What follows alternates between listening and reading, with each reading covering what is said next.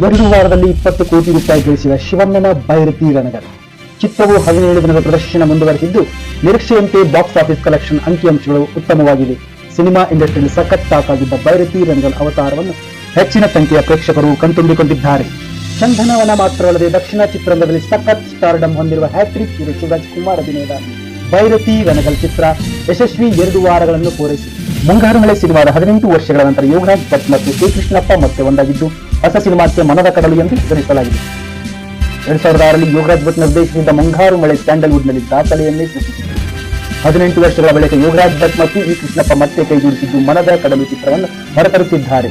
ಸುಮುಖ ಈ ಚಿತ್ರದ ನಾಯಕನಾಗಿ, ರಾಶಿಕಾ ಶೆಟ್ಟಿ ಮತ್ತು ಅಂಜಲಿ ಅನೀಸ್ ನಾಯಕಿಯರಾಗಿ ಹಾಗೂ ರಂಗಾಯಣ ರಘು ದತ್ತನ್ನ ಪ್ರಮುಖ ಪಾತ್ರದಲ್ಲಿ ನಟಿಸಿದ್ದಾರೆ.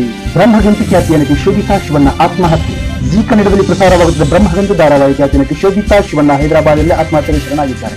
ಮೂಲತಃ ಹಾಸನ ಜಿಲ್ಲೆಯ ಸಕಲೇಶಪುರದ ಶೋಭಿತಾ ಶಿವಣ್ಣ ಬ್ರಹ್ಮಗಂಟು ಧಾರಾವಾಹಿಯಲ್ಲಿ ವಿಲನ್ ಆಗಿ ಕಾಣಿಸಿಕೊಳ್ಳುವ ಮೂಲಕ ಸಾಕಷ್ಟು ಅಭಿಮಾನಿಗಳನ್ನು ಸಂಪಾದಿಸಿದ್ದಾರೆ.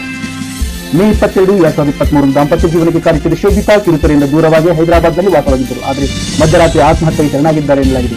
ಸಂತೋಷ್ ಕೋಡಂಕೇರಿ ನಿರ್ದೇಶನದ ಮುಂದಿನ ಚಿತ್ರಕ್ಕೆ ಬ್ರಹ್ಮಗಂಟು ಗೀತಾ ಭಾರತಿ ಭಟ್ ನಾಯಕಿ.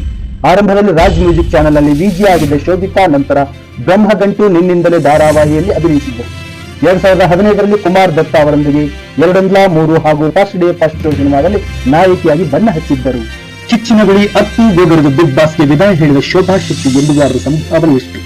ಬಿಗ್ ಬಾಸ್ ಕನ್ನಡ ಸೀಸನ್ 11ರಲ್ಲಿ ವೈಲ್ಡ್ ಕಾರ್ಡ್ ಮೂಲಕ ಪ್ರವೇಶಿಸಿದ ಶೋಭಾ ಶೆಟ್ಟಿ ಆರೋಗ್ಯ ಸಮಸ್ಯೆಯಿಂದಾಗಿ ಮನೆಯಿಂದ ಹೊರಬಂದಿದ್ದಾರೆ. ಸೇಫ್ ಆಗಿದ್ದರೂ ಮನೆಯಲ್ಲಿ ಸಾಧ್ಯವಿಲ್ಲ ಎಂದು ಸುದೀಪ್ ಬಳಿ ಹೇಳಿದ ಶೋಭಾ ಕ್ಷಮೆ ಕೇಳಿದರು. ತೆಲುಗಿನ ಬಿಗ್ ಬಾಸ್ ನಲ್ಲಿ ಉತ್ತಮ ಪ್ರದರ್ಶನ ನೀಡಿ ಕೊನೆವರೆಗೂ ಬಂದಿದ್ದ ಶೋಭಾ ಅವರು ಕನ್ನಡವನ್ನು ಇಷ್ಟೊಂದು ಕುಗ್ಗಿ ಹೋಗಲು ಕಾರಣ ಏನೆಂಬುದು ಗೊತ್ತಿಲ್ಲ. ಬಿಗ್ ಬಾಸ್ ಮೂಲಕ ಶೋಭಾ ಶೆಟ್ಟಿ ಮತ್ತು ಕನ್ನಡಕ್ಕೆ ಕಮ್ ಬ್ಯಾಕ್ ಮಾಡಿದ್ದರು. ಆದರೆ 15 ದಿನಕ್ಕೆ ಶೋ ಬಿಟ್ಟು ಹೊರಬಂದಿದ್ದು ಎಲ್ಲರಿಗೂ ಅಚ್ಚರಿ ಮೂಡಿಸಿದೆ.